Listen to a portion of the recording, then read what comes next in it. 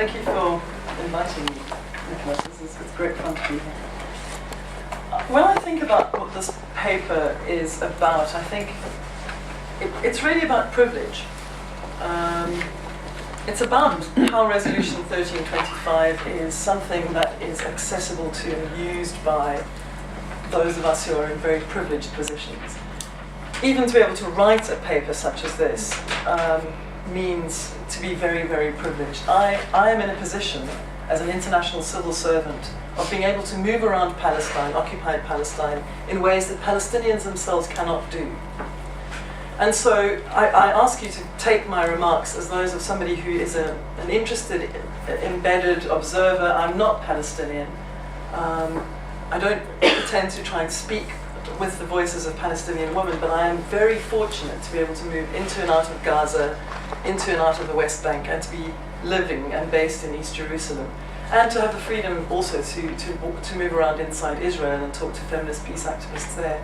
And that puts me in a very small minority of people, because the closure regimes, the restrictions on movement of Palestinians are so extreme that at this point there really is you can't really argue that there's a unified Palestinian woman's voice. It's too difficult for women to be able to speak in a unified way. So what I've done in this paper is I was asked actually originally to make a contribution to the journal as a field-based person. And then the paper sort of grew from there, didn't it? What I did was I started off by looking at what Cynthia Enloe asks us to think about. The fact that any war takes place at a particular moment in the history of gender, that is, in the history of women's organizing, in the history of women's relationship to the state, in the history of contested masculinities, in the history of patriarchy's rationalization and reach. And so I look at how 1325 relates to this very long conflict and these 70 years of Palestinian women's activism to attempt to resist the occupation by the State of Israel.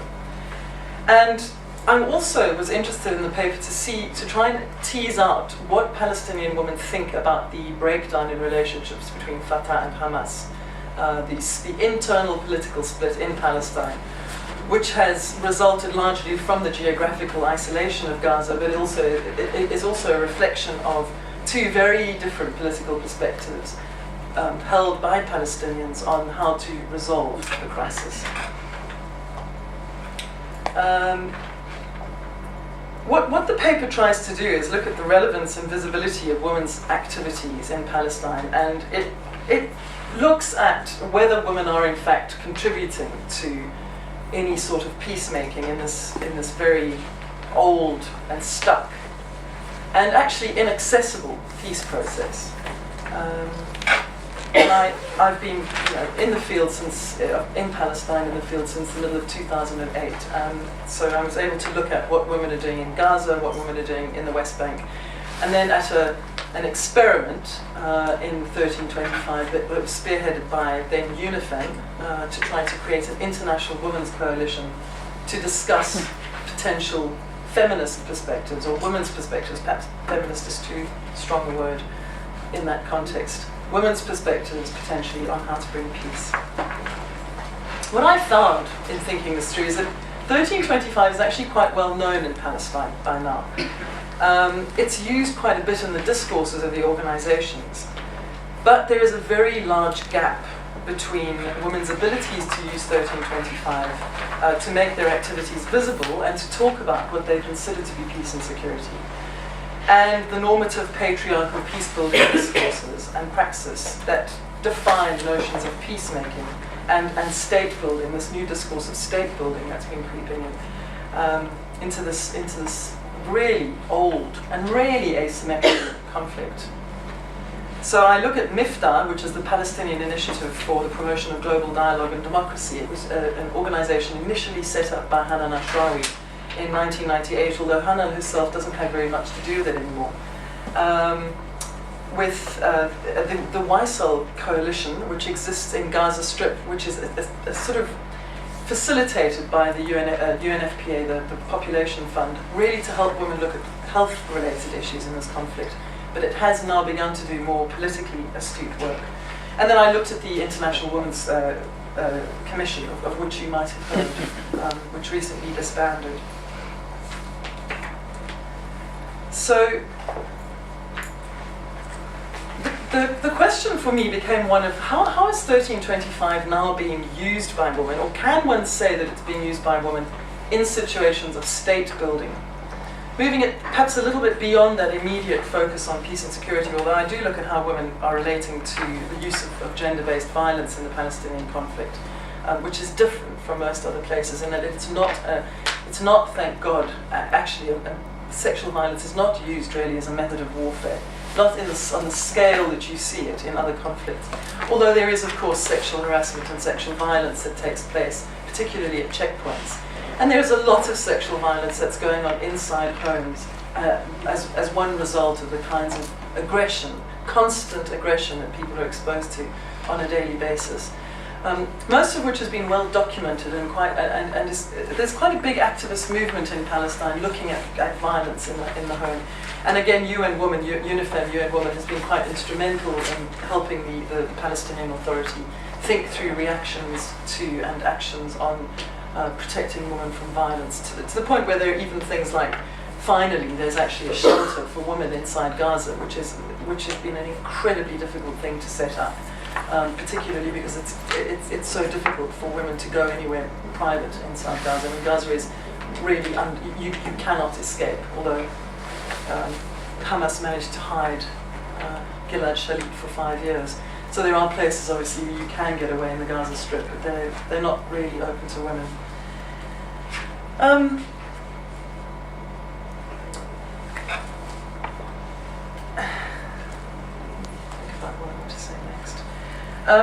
There are so many actors with a stake in what goes on in occupied Palestine. And there's a really large gap between stated commitments to build the state and its governing structures in such a way that the polity feels engaged in the process, and the gestures towards state building, including through these endless forms of negotiation that we see, which are very abstract and very high level and really not that accessible to ordinary Palestinians. They are spaces in which elites are speaking to elites, using language that other people can't really understand. And they're spaces in which decisions are made that are neither democratically decided by the population, nor in fact accountable. There isn't very much reporting on what goes on behind closed doors. And I don't think that is particular to Palestine. I think that's a problem that we have in most peace processes. I remember being involved in the one in Sudan and realizing very quickly that what was going on behind closed doors in the Sudanese negotiations was not being reported back to people, and it was very far away from ordinary people's lived experiences. But the thing that starts to happen when you have these very abstract, high-level, remote processes going on is that there's always a drive, there's always a perceived lack of time, there's always a perceived lack of financial, there's always a perceived lack of money, although Palestine is the most well-funded conflict that you can imagine. In terms of donor responses, there's a large amount of guilt-driven money that comes into the country all the time, into the non-country, the territory all the time. But priorities are therefore set, and processes are set, and institutions are set in motion. That means that that are not at all relating to people's own experiences in this conflict zone. And what I find most interesting in this piece of work is that there is not very much examining of power going on. It's very much a neoliberal project, this. And there isn't much renegotiation of power. So the fact that institutions are being set up that are meant to be accountable to citizens, that are meant to be accessible to citizens, is definitely not something that we're seeing happening on the ground. And the asymmetries of power in Palestine are very, very complicated ones, because if you're Palestinian, you're already dispossessed. If you're Palestinian and a woman, that's a double whammy. If you're Palestinian, a woman, and a refugee, and we can again, like most intersectional politics in feminism, one can sort of see all the different ways in which women are just further and further removed from this peace process. So the paper is, I'm told by those who've read it, very depressing. I think it is depressing. I think the situation is a very depressing one. What I found is that Palestinian women have both the capacity and the will to organize themselves. They are able to use international instruments like 1325. They have had moments when they can magnify their efforts on the ground, that they are in conversation with others who support them, etc. But I don't see that their efforts are yielding any tangible results.